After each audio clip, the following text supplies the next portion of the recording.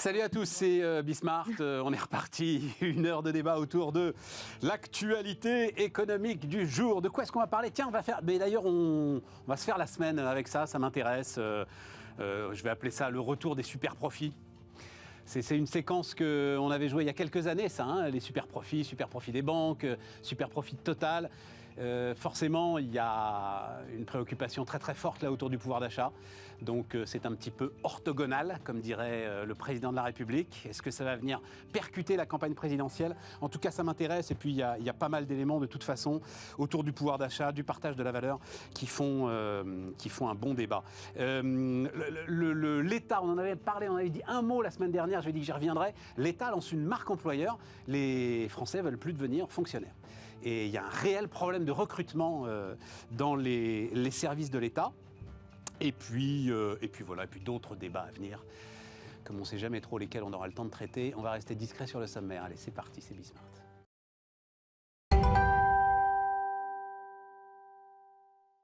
Donc, autour de la table, Bénédicte Tilloy. Salut Bénédicte. Bonjour Stéphane. Fondatrice de 10h32, ex-membre du COMEX de la SNCF. Philippe Wechter. Bonsoir Stéphane. Salut Philippe, chef économiste Ostrom Asset Management. Et Léonidas Kalogiropoulos, président fondateur de Médiation et Arguments et vice-président du mouvement patronal éthique. Alors, c'est vrai que c'est la une du Figaro là, ce matin. Pas mal d'organisations patronales vont cette semaine auditionner les candidats ou un certain nombre de leurs concours, parce qu'il y en a beaucoup. Hein. J'ai vu, il y a Éthique, il y a Croissance Plus, il y a France Invest, il y a le MEDEF, il y a le METI, les entreprises de taille intermédiaire. Donc les gars, on voit pas. Hein. Voilà. Non, mais les gars sont pas toujours, disponibles pour y aller en personne. Ah si, ils viennent, oui, bien sûr.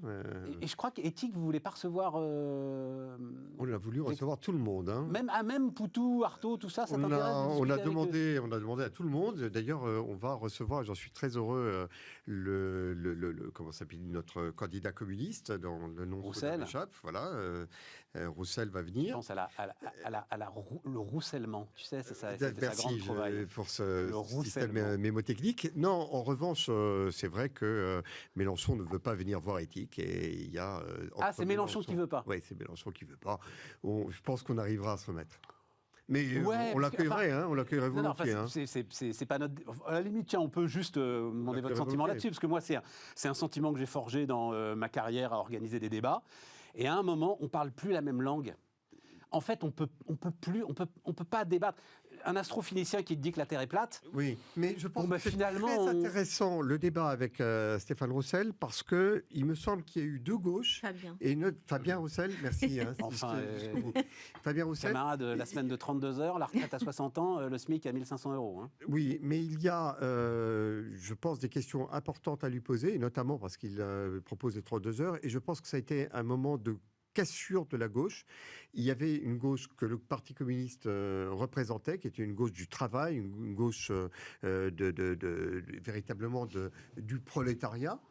Et il y a eu une gauche qui a voulu remettre en cause la valeur travail et qui s'est attaquée aux 35 heures. Et c'est le moment où la gauche a reculé. Et je suis très étonné que le Parti communiste ait repris cette antienne de la baisse du temps de travail. Je pense qu'elle est étrangère à l'ADN du communisme, que je connais assez bien. Qui est productiviste. Absolument. Industriel, nucléaire. Voilà. Absolument.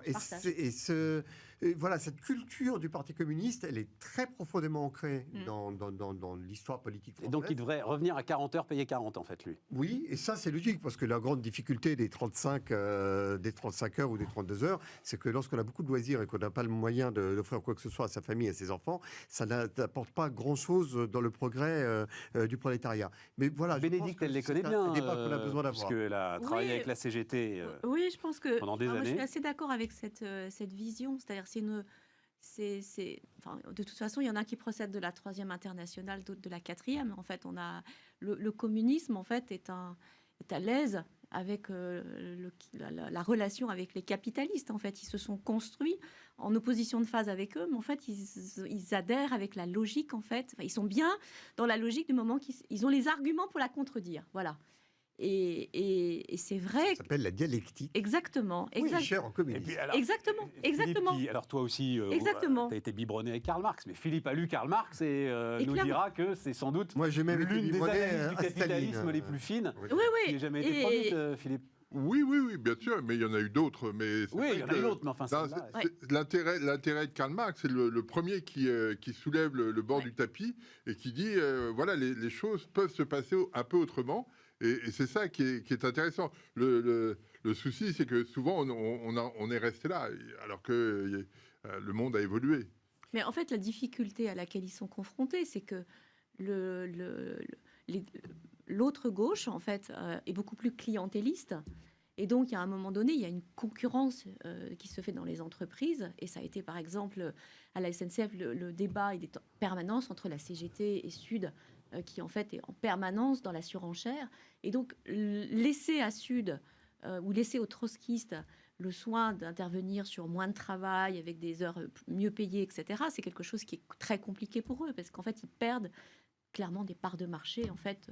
Oui, mais il y a aussi... Attends, parce que... Non, mais non, mais il y a tout simplement moins d'ouvriers, moins de production, moins d'industrie. Oui, il y a plus d'employés, effectivement. Ce qui est quand même assez intéressant, c'est que ce mouvement-là fait que désormais la gauche est une portion congrue de l'électorat français. Enfin, c'est quand même... Alors tu vas me dire si... moins d'un électeur sur 5. Voilà, mais moins d'un électeur sur 5, c'est absolument historique.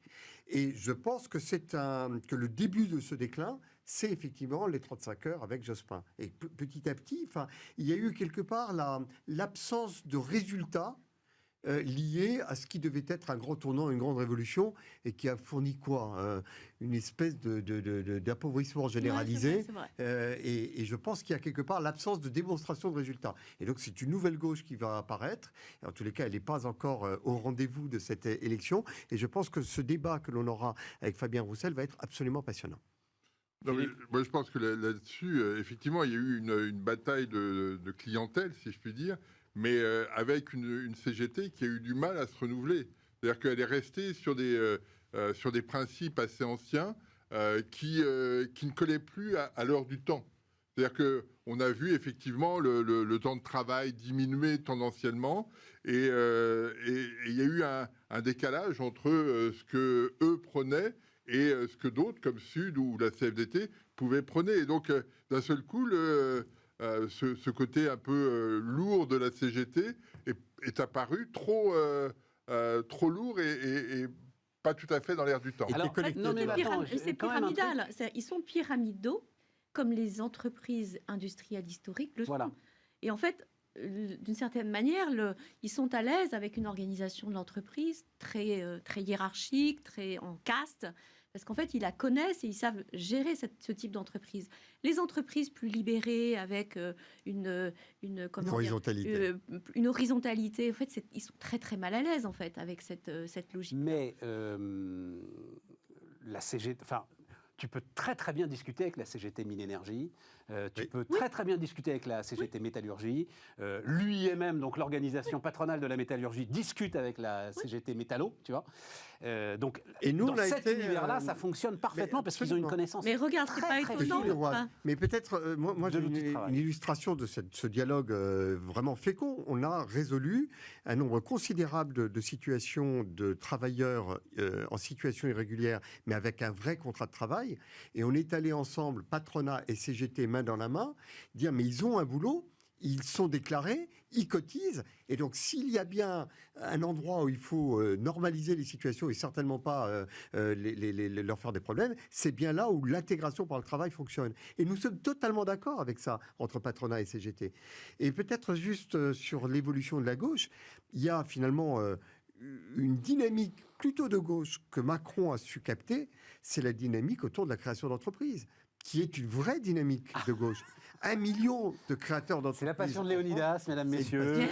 Bonjour, voilà. Et c'est un peu comme un fan des Beatles qui, au bout d'un moment, forcément, va chanter Yesterday, tu vois. Tu peux pas. C'est moi, Yesterday. Là, quand même, au bout de 9 minutes de débat, tu fais fort, là, Léonidas. Tu te disais, il est en retard sur le rendez-vous, non? Je disais, on va peut-être passer au travers. Non, on n'est pas passé au travers parce que c'est véritablement une lame de fond et elle est au moins autant de gauche que de droite, voire plus de gauche que de Alors, droite. tu as vu que Cette dynamique Mélenchon, alors ça m'intéresse évidemment, Mélenchon en a parlé lors de son meeting de Montpellier, et pour lui, ce sont les nouveaux esclaves. Voilà.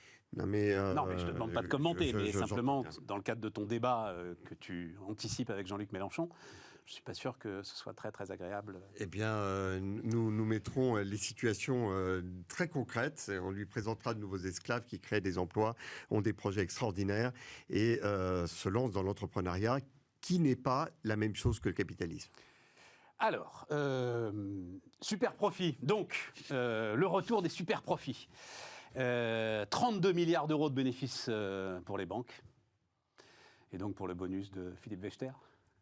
Je ne sais pas. Je ne sais pas. Non, mais quand même, un niveau supérieur de 24% à celui d'avant-crise.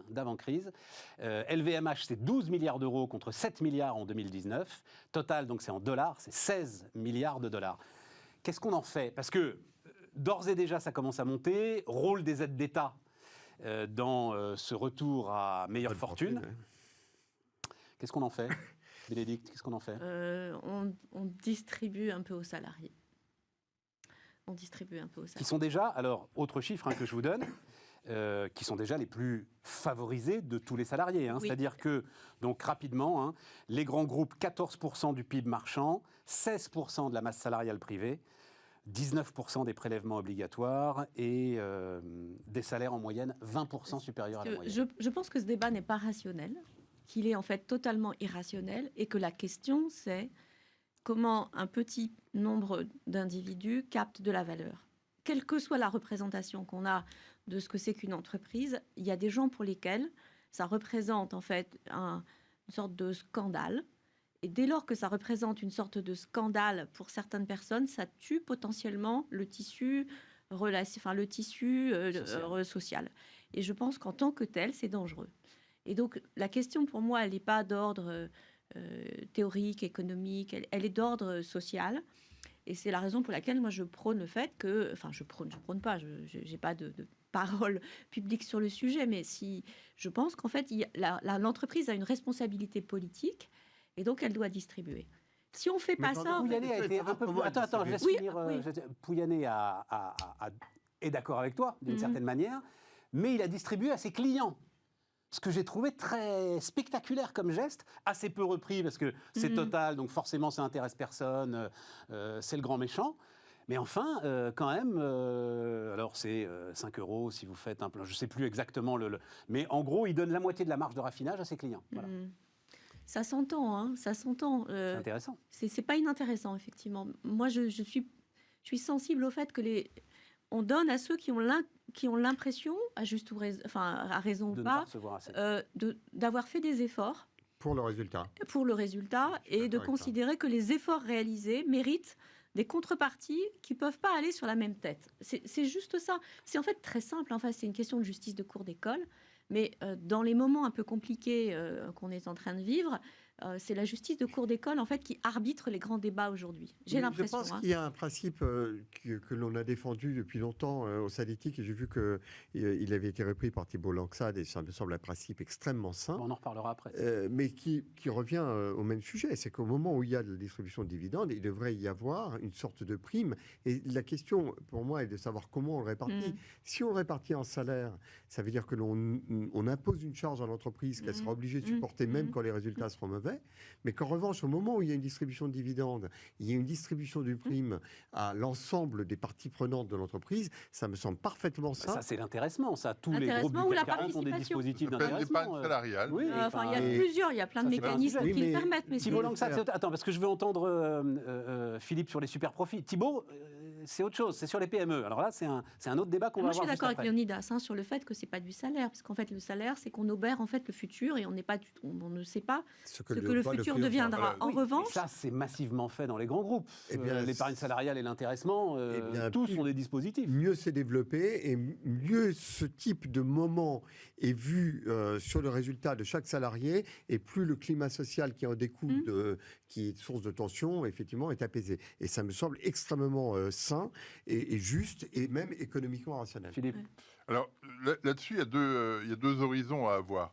On voit effectivement qu'en 2021, les taux de marge des entreprises société est à un niveau historiquement élevé. Historique.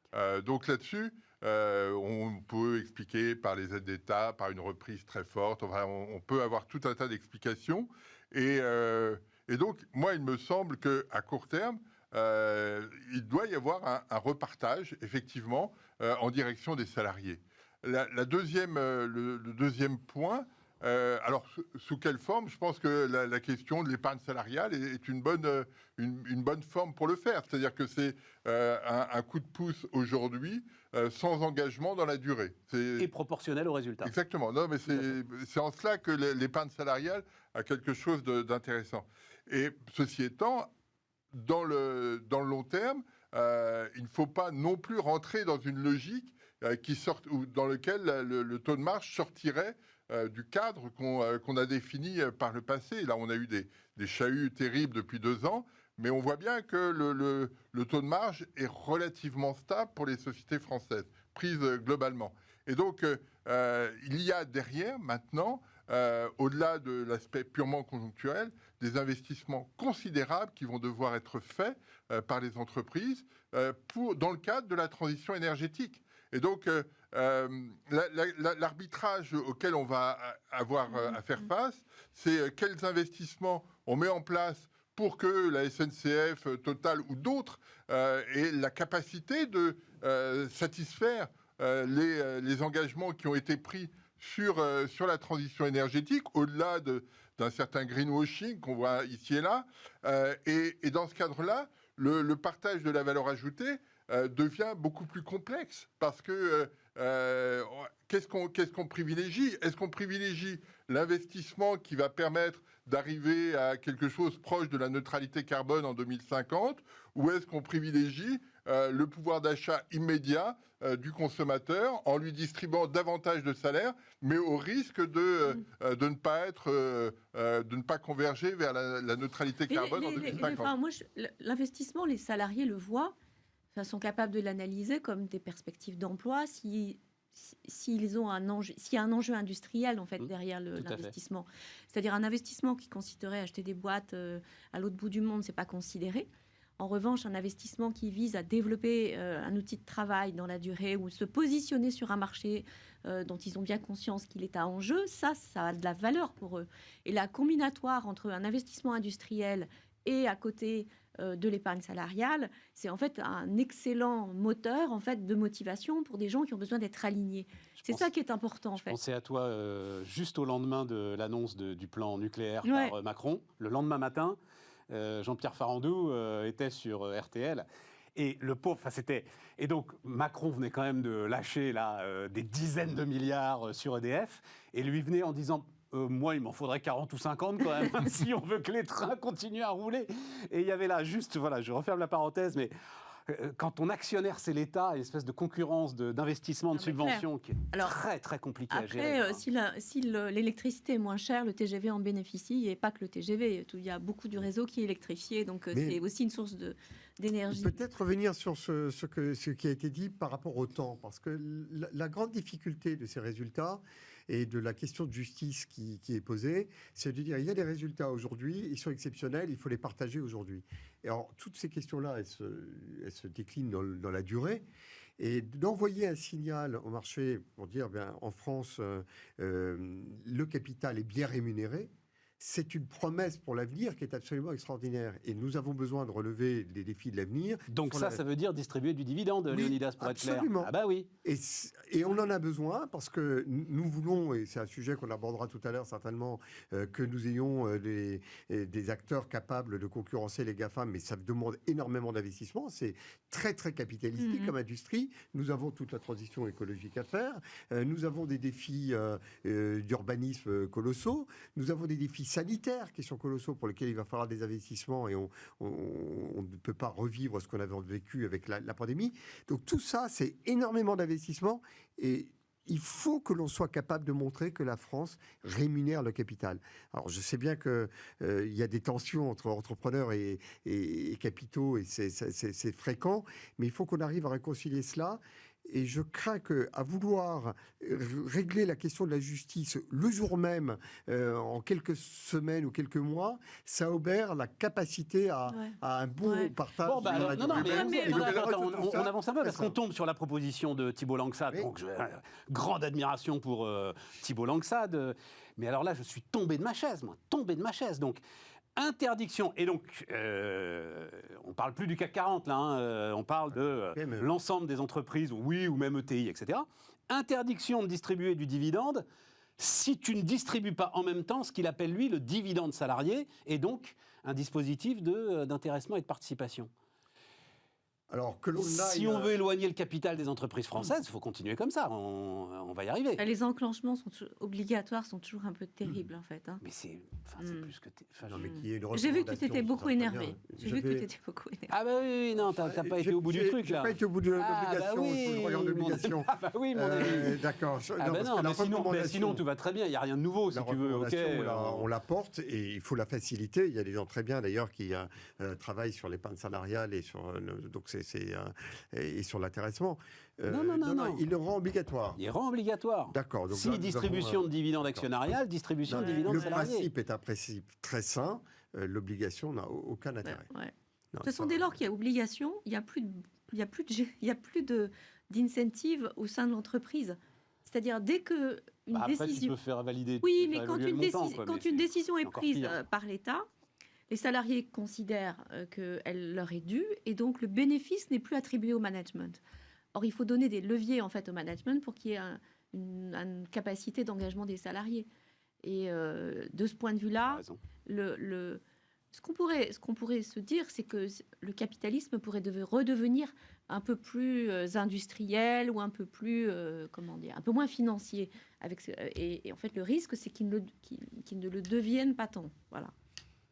J'ai pas compris. C'est-à-dire, j'ai pas compris. Ce que je veux dire par là, c'est que quand les gens sont capables de faire le lien entre le travail qu'ils font et les décisions de l'entreprise, tout va bien. Ouais. Quand l'investissement sert à acheter des choses qui sont loin de leur vision et qui ne sont pas capables en fait de projeter leur travail sur ce qu'on a acheté dans la boîte, ils sont perdus. Et quand une entreprise achète loin des choses qui ne sont pas en rapport avec l'activité de chacun, en fait, elle n'envoie pas de signal d'engagement à ses collaborateurs. Voilà. Et tu peux avoir... Et je pense que le capitalisme qui a précédé le capitalisme financier était plus compréhensible pour les salariés qu'il ne l'est aujourd'hui. Mais tu peux avoir aussi un conflit quand, à une autre époque, on va dire France Télécom, tu as une dette d'un tel poids que tu dois servir tes actionnaires pour qu'ils continuent absolument à soutenir l'entreprise. Et ça, c'est effectivement plus compliqué à expliquer aux salariés. Voilà. Que oui, on doit servir un gros dividende pendant que vous serrez la ceinture, parce que sinon, la dette est plus soutenue. Voilà. Non, mais ça, qui est arrivé à France Télécom. Ça, c'est un cas particulier. Il y en a plus que ça, Philippe, dans le private equity. Oui, mais ce que je veux dire, c'est que sur le caractère obligatoire, on a tous les processus d'épargne salariale se sont largement adaptés à des entreprises de taille petite et moyenne. Il y a tout un tas de mesures qui ont été prises et la façon dont est gérée l'épargne salariale se fait sur des critères qui sont négociés entre les dirigeants de l'entreprise et les représentants syndicaux. Donc il y a cette dynamique collective qui est mise en place et il y a des critères, il y a tout un tas de mesures qui peuvent être prises pour inciter à faire ci ou à faire ça. Le caractère obligatoire casse complètement cette dynamique. C'est ce que disait Bénédicte. Oui, non, mais c'est en complément. C'est pas les représentants syndicaux, c'est les représentants des salariés. Ils ne sont pas forcément syndiqués. J'y tiens. Oui. Après, ça dépend de la taille de l'entreprise. Représentatifs du personnel, ils ne sont pas forcément syndiqués. Pour avoir conduit ces négociations, c'est extrêmement intéressant. Enfin, je trouve que c'est la négociation la plus gratifiante qui soit, que de se dire comment s'entend-on à quoi on arrive pour que le fruit du travail puisse être rémunéré, où est-ce qu'on met, quels sont les critères qu'on utilise. C'est extrêmement intéressant à faire. Sur quoi on est, est-ce que c'est des indicateurs de productivité, est-ce que c'est des indicateurs de satisfaction client, est-ce qu'il peut y avoir des effets pervers des indicateurs, comment on les évite. Et toi, quand tu dirigeais Transilien, tu étais indépendante là-dessus ou c'était une politique générale? Non, c'était une politique générale, mais quand j'ai été DRH de SNCF Réseau, j'ai conduit des négociations sur l'épargne salariale. Léonidas? Moi, j'ai une entreprise d'une dizaine de personnes, donc ce n'est pas le même type de négociation, mais le fait est que... Non, mais, oui, mais en même temps, je trouve que c'est intéressant vis-à-vis des PME, parce que la question que l'on se pose quand on a une prime ou quand on décroche un nouveau contrat, et il y a toujours des primes données à mes collaborateurs et collaboratrices, la question de savoir comment on le répartit et comment tout le monde participe, même ceux qui n'étaient pas directement liés au dossier, parce qu'après tout, c'est la boîte entière qui a... Et le dosage, je trouve que c'est ce qui fait aussi que j'ai des collaboratrices qui sont là depuis 15 ans, 20 ans, qui me supportent, et sur la durée. Et c'est très important, effectivement, dans l'esprit d'équipe et dans ce collectif que l'on forme tous ensemble. Dernier point, parce que alors on n'aura pas le temps d'en parler, mais vous regardez là, toutes les propositions, je crois que c'est les Échos ce matin d'ailleurs qui résument toutes les propositions des différents candidats à la présidentielle pour le pouvoir d'achat. À chaque fois, en fait, tu es obligé de sortir du pot commun des salaires pour avoir des primes défiscalisées sans charge, etc. Et je regardais, il y a en ce moment un important plasturgiste qui s'appelle Kemwan, où les gars sont en grève. Il y a pas mal de grèves sur des questions de salaire, hein, notamment secteur banque-assurance, tous les mutualistes là, qui nous donnent des leçons à longueur de journée, CNP, MMA, Massif, Matmut, etc. Il y a des tensions, non, Philippe Lefeuille, voilà. Et donc, Kemwan, c'est intéressant parce qu'il y a un dispositif, il y a une prime donc, de participation de 14 000 € en moyenne. Bon, c'est un site industriel, les gars gagnent pas. Mais les syndicalistes, en fait, disent non, on veut du salaire. On veut du salaire sur lequel on cotise. Ça aussi, c'est quand même quelque chose de très important dans notre système qui nous emprisonne d'une certaine manière, parce que sans cotisation, en fait... Sur les primes, il y a des cotisations, hein. Oui, malheureusement, oui, il y a le forfait social. Oui, il y a des cotisations. Mais tu n'as pas de cotisation retraite. Tu n'as pas de retraite sur les primes. Il y a de très lourdes cotisations. Oui. Je ne sais pas les disséquer, mais il y a de très lourdes cotisations sur les primes. Tu n'as pas les retraites. Ah, sur l'intéressement, non, mais sur les primes, c'est différent. Oui, mais là, en l'occurrence, c'est les dispositifs d'intéressement. D'accord. Ce n'est pas liquidable. Non, mais ce que je veux dire, c'est tout. Le système est un tel carcan aujourd'hui que tu vois tous les candidats. Je sais pas, Zemmour, c'est 3 mois de prime. Pécresse, c'est tout défiscalisé au-delà de la 35e heure. Enfin, tous, en fait, sont obligés de sortir de ce carcan. Mettre des systèmes et que les salariés, en fait, refusent, enfin, en partie, parce qu'eux veulent cotiser, parce qu'ils savent très bien que c'est du salaire différé. Donc voilà, c'était... Oui, enfin, je pense qu'il y a une part de pédagogie qui doit encore être faite sur ce sujet et que c'est principalement une volonté de refuser qu'une rémunération des salariés soit indexée sur le résultat. Et je crains que ce soit cela le point principal de rupture. Et il y a notamment beaucoup de syndicalistes, et on a ces dialogues très fréquemment, qui disent on refuse catégoriquement que l'on nous donne des primes au mérite, qu'on nous donne des primes au résultat, que ce soit indexé.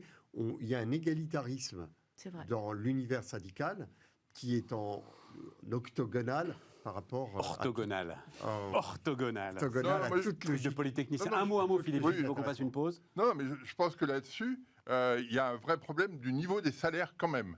C'est-à-dire que la question de la prime, c'est bien, mais on voit bien que les primes peuvent être très flexibles. Et donc, en tant que salarié, c'est compliqué à gérer aussi. C'est-à-dire qu'on voit bien qu'au-delà de l'effet cumul pour la retraite, etc., qui est favorable, hein, parce que le salaire ne baisse pas, la prime peut baisser. Et donc, dans l'organisation de chacun, c'est plus compliqué. C'est pour ça que le mécanisme est complexe. Tu as raison, tu sais à quoi ça me fait penser? Le CICE et tout le combat gagné par le patronat pour transformer le CICE, qui était une forme de prime, en une baisse de charge pérenne. Ouais, voilà, c'est exactement ça. Allez, on marque une pause.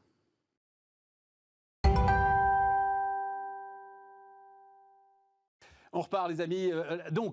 Marque employeur de l'État. La pénurie de candidats menace le bon fonctionnement des services publics dit Amélie de Montchalin. Montchalin, oui, c'est ça. Oui. Besoin de recrutement de 100 000 personnes par an. Nombre de candidats au concours de la fonction publique divisé par 3 en 25 ans. Mais, pardon d'y revenir, mais on avait 70% des Français qui voulaient devenir fonctionnaires il y a 20 ans, et désormais, c'est autant de Français qui veulent devenir entrepreneurs aujourd'hui. Dingue, hein. Cette mutation, c'est une transformation du pays, et une transformation vraisemblablement plus importante que toutes les transformations politiques et autres. C'est une sociologie, un état d'esprit, une vision du monde qui s'est transformée. Et effectivement, je pense que C'est pas aussi un effet de la paupérisation du secteur public, Philippe? Probablement. Quand on regarde les rémunérations à l'université, par exemple, il est plus intéressant d'aller ailleurs que de rester à l'université. Quand on a des problèmes d'enseignement des maths, on a beaucoup parlé de l'enseignement des maths, qui va enseigner les maths aujourd'hui? Ce n'est pas les premiers de la classe.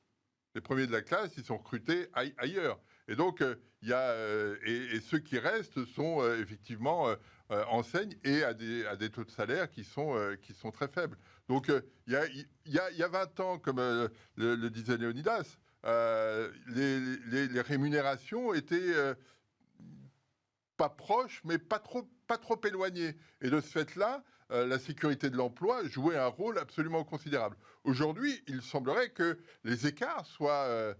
tu prenais les profs, on est passé de 2,5 SMIC à 1 SMIC,2 en ce qui concerne... Oui. Alors là-dessus, ça se discute aussi. Le salaire des profs. Par rapport, quand on regarde le salaire des profs, c'est vrai que cette statistique a été publiée, mais quand on regarde par rapport au salaire médian, le mouvement est nettement moins marqué. C'est simplement le SMIC a augmenté très rapidement, et donc ça a compressé. Mais ça pose une autre question, qui est celle de la compression des bas salaires, qui pose pas mal de questions d'incitation. Bon, mais au-delà de ça, on a un sujet quand même, c'est-à-dire qu'effectivement, ces services publics, s'ils ne peuvent plus fonctionner faute de candidats...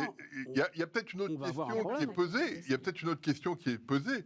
C'est celle de l'efficacité des politiques publiques, celle de l'efficacité de l'État. Parce que la question quand même qui est posée sur l'État depuis 20 ans, c'est de la productivité extensive. On a besoin de quelque chose, donc on crée un poste. Ouais. On a besoin de quelque chose d'autre, on crée un deuxième poste. Ouais. Mais pour autant, la productivité de chacun des postes n'est pas forcément à la hauteur de ce qu'on attend. Et ça, c'est le vrai souci. Alors, ça se traduit par des hausses de prélèvements, par une dynamique dans laquelle l'État prend un poids Donc, important. Ce que tu nous dis, c'est que contraint et forcé, il va bien falloir qu'ils se mettent à réformer l'appareil d'État si jamais il n'y a plus assez de gars pour le faire fonctionner dans ce que tu appelles la productivité extensive. Qui deviendrait intensive. Qui deviendrait intensive, voilà, pour le coup. Je voudrais illustrer ce que dit Antoine Véchard sur un autre point. Non, Philippe. Philippe, oui, décidément, c'est pas besoin. Antoine Véchard, c'était un candidat... C'était écologiste. Écologiste. Absolument. Il y a très longtemps. Des premiers. Il y a très longtemps. Il y avait une histoire de parti européen, non? Parce que je crois que j'ai voté pour lui, moi, quand j'étais très jeune. Il y avait deux logiques, mais dont je ne saurais plus dire. Vous n'avez pas fait un truc avec Soissons, etc. C'est ça, dans les années 90, là, quelque chose comme ça. C'était une petite digression accidentelle. ERE. Je ne sais plus ce que ça voulait dire, mais ça s'appelait R. On va reprendre écologiste, républicain, européen. Les Verts, ça doit être l'assemblage de plusieurs officines. C'était les années 90. Alors, juste revenir à ce que Philippe Wechter disait concernant, que je voudrais exprimer autrement. C'est la foi dans la capacité de l'État à permettre d'atteindre un idéal. Quand on fait des sondages sur en quoi croyez-vous pour transformer le monde, les politiques se sont totalement écroulés, on doit être à 20-25%, alors que l'entreprise est à 70%. Et je pense que ce qui motivait énormément les jeunes à vouloir aller vers la fonction publique il y a 20 ans, c'était de se dire « je veux m'engager pour mon pays ». Quand aujourd'hui on est motivé par la foi qu'on a un talent, que l'on a une volonté et qu'on veut l'investir quelque part, de moins en moins on se dit pour atteindre mon objectif et mon idéal, je vais rentrer dans la fonction publique et on se dit de plus en plus je vais entreprendre parce que c'est là que je vais pouvoir m'accomplir. Et je pense que ça se traduit dans cette chute de l'attrait pour la fonction publique. Je partage cet avis, c'est-à-dire qu'il y a une projection qui est plus aussi belle qu'elle n'a pu être, qu'elle ne pouvait l'être. Les gens sont un peu désabusés, c'est-à-dire de leur ils ont le sentiment que leur engagement est un peu passé par pertes et profits quand ils travaillent pour le service public, sauf à ce que localement, il y ait du management de qualité qui soit réalisé. Je pense que la crise de la fonction publique, c'est la crise du management de la fonction publique. Ah, je suis 1000 fois d'accord là-dessus. C'est-à-dire qu'en fait, la question n'est pas de savoir s'il y en a plus, s'il y en a trop, s'il n'y en a pas assez, ils sont assez payés, pas assez payés. La question, c'est qu'en fait, les conditions de travail en fait, au sein de l'État sont encore dans un archaïsme, effectivement, qui fait de la peine pour les gens qui y travaillent. Et il m'arrive d'intervenir dans ces univers. Les gens s'interpellent encore avec des titres longs comme le bras, se parlent comme si s'envoient des mails comme si ils s'envoyaient des injonctions, si c'était les impôts qui se parlaient. Et en fait, ils regrettent finalement de devoir être des instruments d'un machin, alors qu'ils sont des personnes et que les personnes qu'ils sont ne sont pas considérées. Et que tous les idéaux qui les avaient motivés sont passés à la trappe. Totalement par perte des profits. Mais franchement, ce que vous décrivez en termes de désarroi de la fonction publique, et effectivement, il n'y a pas de gestion RH dans la fonction publique, enfin en tous les cas, telle qu'on la connaît dans les entreprises, c'est un archaïsme dont ils souffrent tous. Et qui fait que... Et il y a même un énorme malentendu, parce qu'ils se font une projection, ils se font une représentation de l'entreprise qu'ils détestent. Ouais. Et je sais pas ça. En fait, c'est ce que tu ressens quand tu es là, parce que ce qui s'est passé durant le confinement, la mobilisation de l'URSSAF, enfin que moi j'ai vécu personnellement, c'est. Mais si tu veux, en termes d'idéologie, en termes d'idéologie, l'entreprise est considérée comme un environnement qu'on ne veut pas singer quand on est dans le service public. D'accord. Et c'est normal parce que ce qui a été importé de l'entreprise et le pire de l'entreprise. Or aujourd'hui, l'entreprise, elle fait attention, elle est bien consciente du fait que l'engagement, il faut avoir de l'empathie pour diriger. Et en fait, c'est pas du tout une qualité qu'on attend. En fait, on attend ce que les gens soient capables, en fait, au nom de l'égalité, au nom de la neutralité. On considère en fait que toute l'empathie n'est pas une qualité managériale dans l'État. Alors peut-être que les gens qui m'écoutent vont être consternés de ce que je dis, mais c'est un peu ce qui ressort en fait des relations de travail. Bon. Et si je rajoute un point, j'attends la marque employeur. Réenchanter la fonction publique. C'est très intéressant. D'abord, je pense que c'est lié avec beaucoup de débats que l'on a. Lorsque Valérie Pécresse parle de l'administration administratisante... Administrante. Administrante, merci. Je pense qu'elle... l'administration... Oui, administrante. Oui, mais elle met... Non, d'accord. Je mets un peu de temps à le dire. On ne va pas rentrer sur ce débat.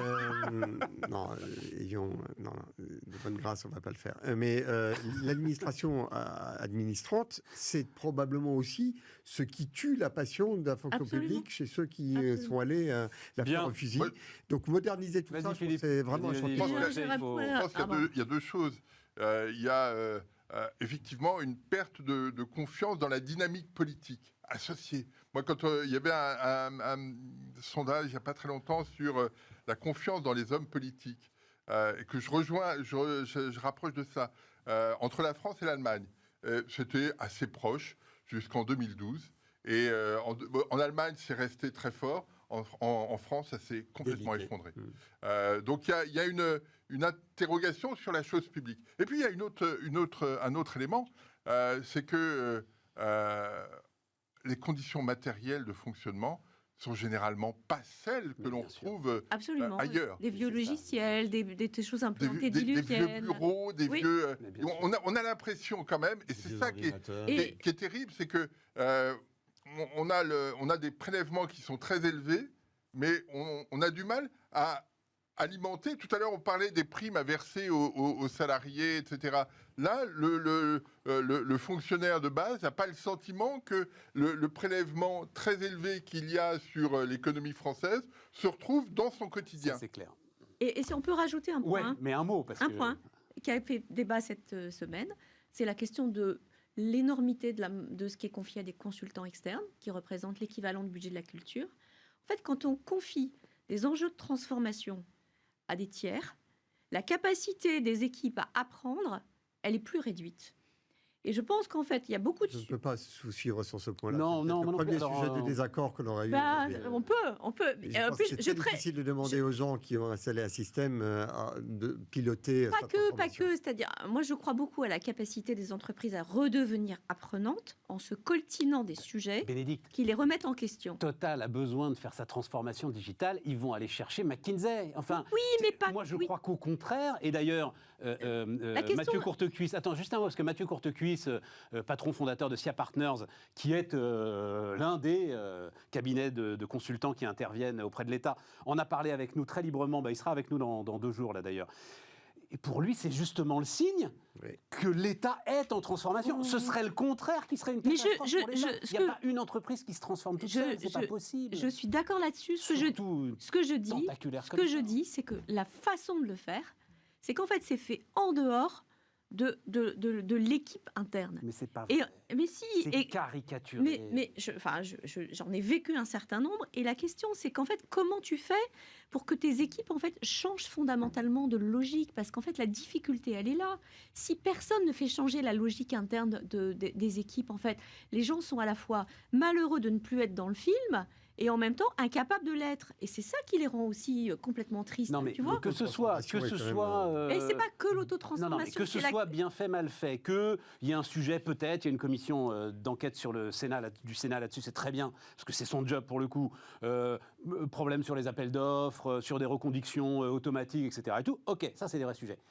Mais l'idée que les cabinets de conseil, ils sont nécessaires au cœur de l'État, comme ils sont nécessaires au cœur de L'Oréal, comme ils sont nécessaires. Je l'ai mal exprimé. Un jour, d'ailleurs, nous-mêmes, on l'a fait à Bismart, si tu veux. Déjà, tu vois. Mais bien sûr. C'est une évidence. D'abord, je prêche contre ma paroisse, parce que ce que tu expliquais tout à l'heure, c'est que c'est aussi mon métier. Vois, voilà. Donc, le point n'est pas là. Ce que je dis en revanche, c'est qu'il y a des façons de transformer qui impliquent de faire évoluer les logiques culturelles à petit feu, et que ça n'est pas entrepris. Voilà, c'est ça que je dis. Philippe, l'inflation. Oui, quelques minutes quand même pour profiter de ton expertise, pour te faire bosser quand même, 5 minutes.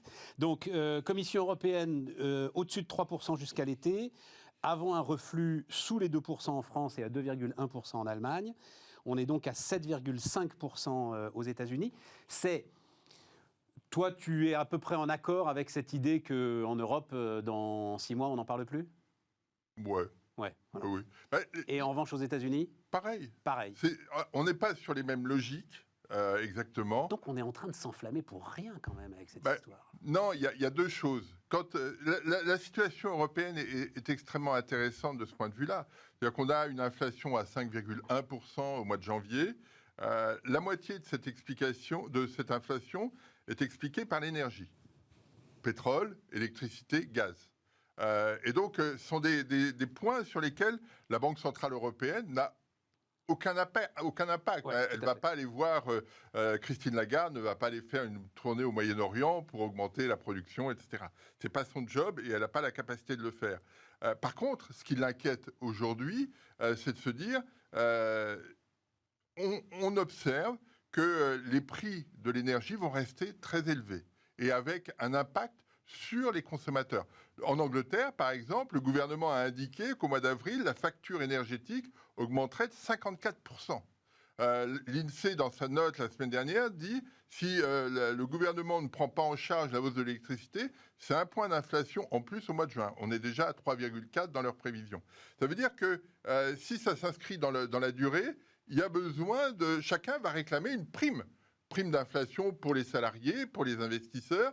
Et donc, on change les règles du jeu. C'est-à-dire qu'on rentre dans une dynamique d'indexation qu'on avait écartée depuis Jacques Delors en mars 83. Mais pas si ça retombe dans 3 mois, Philippe. Mais là, on est dans la logique de... voilà, il y a eu une demande extraordinaire qui s'est adressée aux entreprises au printemps 2021 pour différentes raisons, notamment la relance américaine, et les entreprises n'étaient pas prêtes. Donc il y a une espèce d'embouteillage, et on est encore dans l'embouteillage, et à un moment donné, l'embouteillage ça va se fluidifier. Se fluidifie, et les choses passent. Simplement, la question qui est posée aujourd'hui, c'est est-ce que s'inscrire dans la durée va changer ou pas les anticipations. Parce que le prix de l'essence est très élevé, parce que le prix du kilowattheure à 300 € le kilowattheure, c'est très cher pour tout le monde, et que là, on le mutualise via l'État. Est-ce qu'on pourra le faire dans la durée, sachant que demain, la demande d'électricité explose. Donc, il y a une vraie question autour de ça. Et comment le prix de l'énergie... Mais donc, tu es en train de nous dire quoi, Philippe? Alors d'abord, c'est mégawattheure quand même, 300 €. T'en as un peu plus qu'un kilo. Oui. Mais on a tous compris. Mais tu es en train de nous dire que tu n'es pas tout à fait sûr, en fait, que ça retombe. Tendanciellement, ça doit retomber. Ça va retomber progressivement, c'est-à-dire que... Si on ne fait pas trop d'anticipation, ce que je comprends. Voilà, on est raisonnable, entre guillemets. Quand on regarde l'inflation en zone euro... Contrairement à ce qu'on disait tout à l'heure, il faut que les patrons tiennent les salaires. Non, il y a deux choses. On peut mettre des primes aujourd'hui, mais qui ne s'inscrivent pas forcément dans la durée. Ouais, voilà, c'est ça. Et aux États-Unis, la question est différente parce que la relance Biden du mois de mars a eu des effets considérables sur le prix des biens, sur le prix des services, et que là, la Banque centrale américaine doit peser sur ces questions. En zone euro, quand on regarde l'évolution du prix des biens et des services, on a des ajustements parce que les coûts les coûts de matières premières sont un peu plus élevés, etc. Donc on ajuste. Mais il n'y a pas de rupture. Aux États-Unis, il y a des ruptures et la Banque centrale est obligée d'intervenir. On est sur deux dynamiques très différentes, mais à un moment donné, les primes qui ont été versées aux États-Unis vont s'épuiser, les salaires auront été un peu augmentés, mais ça va s'arrêter. Et donc, les choses devraient retrouver une allure plus normale. La vraie question qui est posée sur les mois qui viennent, moi je dirais les années même, c'est la question du prix de l'énergie. Ça, je pense que c'est la vraie question. Tout à fait. Mais là, ça évidemment. Mais là, de manière très immédiate, c'est la une du Monde là aujourd'hui. Je crois que c'est et de loin maintenant la première préoccupation des Français, c'est le pouvoir d'achat. Bon.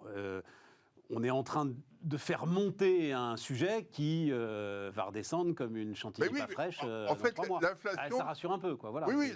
L'inflation, c'est une qu'on voit aujourd'hui, c'est on a été rationné. Oui, mais ça fait 6 mois qu'on dit ça, donc à un moment.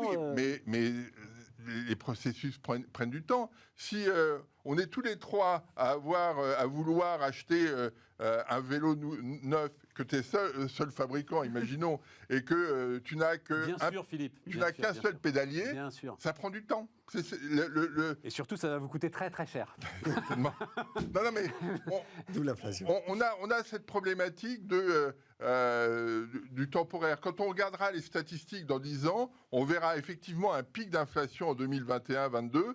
On dira oui, ça a été temporaire. Sauf que quand on le vit, effectivement, c'est plus compliqué. C'est ça Léonidas, un mot, parce qu'il faut qu'on garde un peu de temps pour parler de ta souveraineté numérique. De notre souveraineté numérique. De notre souveraineté numérique. Donc on passe tout de suite à la souveraineté numérique. Je vois, absolument. Donc, tu es délégué général de l'Open Internet Project, association européenne fédérant les acteurs privés du numérique. Absolument, oui.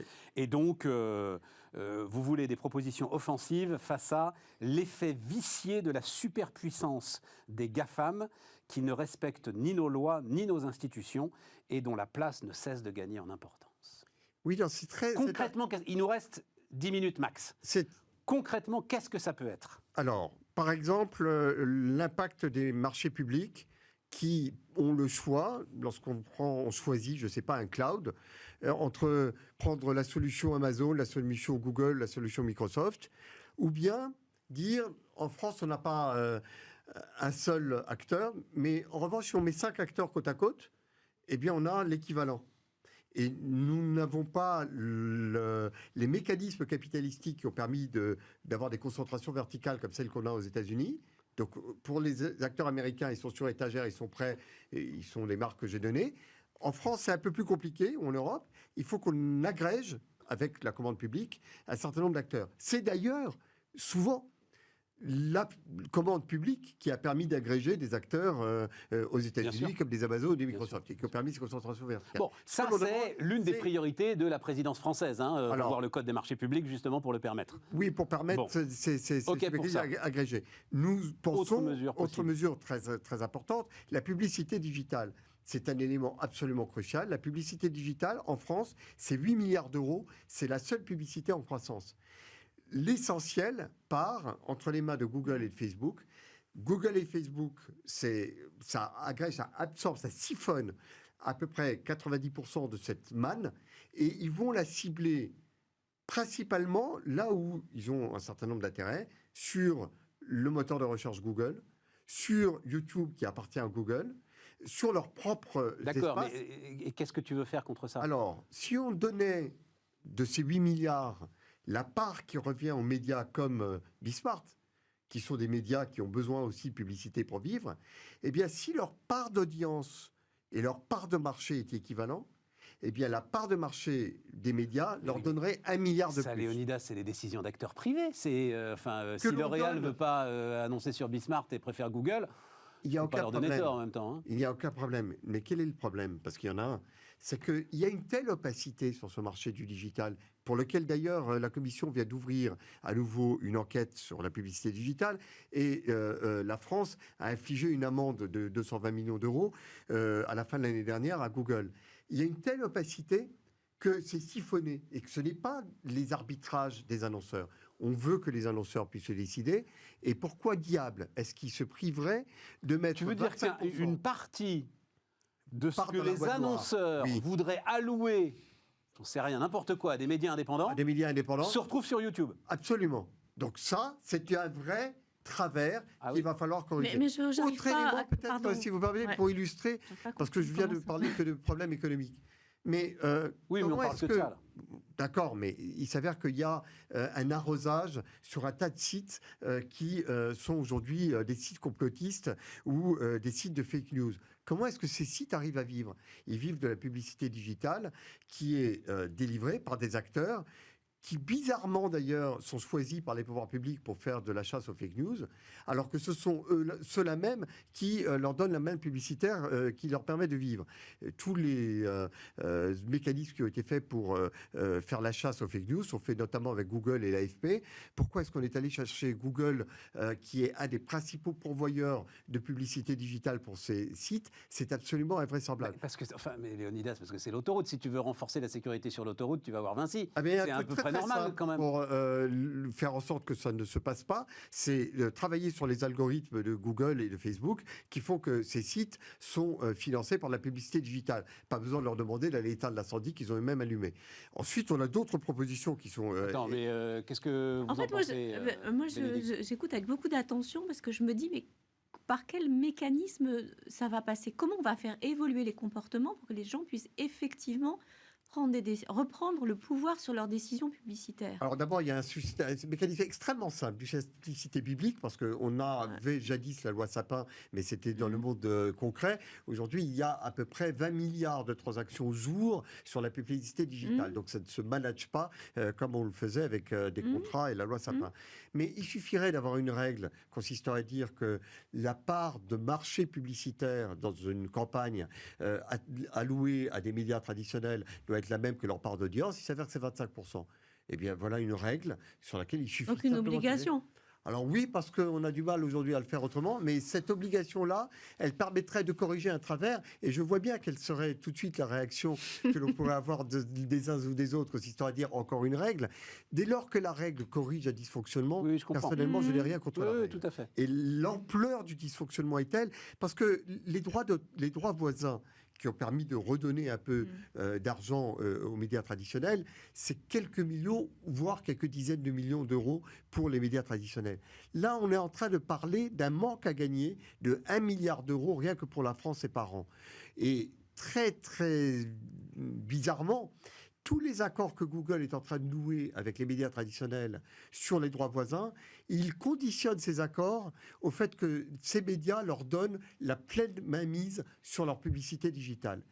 Et bien là, on a à nouveau un travers qu'il va falloir que l'on corrige. Mais il faut faire beaucoup de pédagogie. Parce que oui, mais il va falloir agir de manière vraiment déterminée, parce que même sur la question, qui est une question cruciale, comment est-ce qu'on fait pour que les règles soient appliquées? Aujourd'hui, on met des amendes. Désormais, on voit, j'ai la liste intégrale de toutes les amendes à Google. Ça, c'est juste les dernières en date. Et c'est encore les amendes infligées et pas celles qui sont en cours. Eh bien, vous avez 10 milliards d'amendes qui sont en cours. Alors, c'est l'Europe, c'est la France. Désormais, ils ont des amendes comme j'ai des PV d'absence de 10 novembre, attends, novembre 21, 2 milliards 4, janvier 2019, 50 millions d'euros, décembre 2019, 150 millions d'euros, décembre 2020, 100 millions d'euros. Ouais, c'est des PV. C'est des PV. Juin 2021, 200 millions d'euros, juillet 2021, 500 millions d'euros, décembre 2021, 150 millions d'euros. C'est des PV. C'est totalement intégré dans le business plan de ces boîtes. Ils les payent au moins? Mais non, ils vont jusqu'au bout. Mais non, ils vont jusqu'au bout du bout des recours. En fait, le problème des PV, c'est qu'ils ne sont pas payés. Et donc, le problème, non, mais quand bien même ils seraient payés, parce qu'au bout d'un certain temps, ils sont payés. Mais vous imaginez, pour Google, quand il a mené 12 années de procédure pour payer 2 milliards, sur 12 années, c'est des clopinettes. Donc, il va falloir trouver d'autres sanctions pour que nos lois soient appliquées et respectées. Et ça, c'est véritablement une question de souveraineté économique, politique. En tout cas, il y a un point, moi, sur lequel je suis assez sensible, c'est le fait que la commande publique favorise des grands acteurs établis. Et que le fait de pouvoir constituer des attelages avec plusieurs sociétés permettent effectivement de renouveler le genre et de donner accès à l'innovation européenne ou française, à la commande publique. Et c'est vrai, par exemple, dans l'univers de la formation. Dans l'univers de la formation, moi, je préside une association qui s'appelle France Apprenante. Dans France Apprenante, on cherche à fédérer un certain nombre d'acteurs qui permettent aux gens d'apprendre autrement. Et on est souvent confronté à des commandes publiques où il y a d'un côté un très gros acteur et de l'autre côté rien du tout. Et donc, faut vraiment ramer pour mettre bout à bout plein de petits buts. Allez, on est quasiment au bout, les amis. L'exemple des Américains. Regardez Palantir. Palantir est né de la commande publique. Ils étaient 3. Une boîte de 3. Ils ont eu 1 milliard pour faire Palantir. Et désormais, c'est l'acteur dominant dans le monde. Oui. Il suffit de faire ce Philippe, 2 minutes. Je trouve que le problème de cette question, c'est que en fait, on n'a pas de marché intérieur européen. On est incapable de créer des entreprises qui aient une taille suffisante. Donc, on agrège les choses. Mais il est toujours très compliqué de s'installer en Allemagne, en Italie, etc., pour faire une dynamique globale. Qu'est-ce qui fait la force des boîtes américaines, des GAFAM? C'est qu'ils ont effectivement l'aide publique, mais tout le monde a l'aide publique. C'est pas une spécificité américaine, mais ils ont un marché considérable. Et donc, le marché intérieur, c'est celui sur lequel ils se développent et sur lequel, ensuite, ils ont une taille suffisante pour avoir un effet de levier. Doctolib aux États-Unis serait aujourd'hui l'acteur majeur de la santé mondiale. Exactement. Voilà. Exactement. Et il est en train d'essayer de se développer en Allemagne. Voilà. Exactement ce que dit Philippe. Parce que dans ces conditions, le client marginal ne coûte rien. Ouais. Alors que nous, il coûte encore. Ce qui est un point très important, parce que la gratuité est aujourd'hui encore une des manières de contourner toutes les règles de marché public. Ils arrivent avec des offres gratuites, prennent la totalité d'un secteur, alors que les boîtes qui naissent et qui sont en croissance, eh bien forcément, elles sont obligées de vendre leurs services. Donc d'un côté, on a quelque chose de payant, de l'autre côté, quelque chose de gratuit. Et là encore, ça empêche l'émergence d'une alternative française et européenne. Il nous les faut. Et c'est un sujet présidentiel. Mais c'est l'intérêt. Vive la République, vive la France. Et on se retrouve demain. Et les entrepreneurs pour la République. Et les entrepreneurs. Surtout les entrepreneurs. Voilà, l'autre il dit surtout la France, nous on va dire surtout les entrepreneurs. Il y en a qui disent surtout la République aussi. À demain les amis.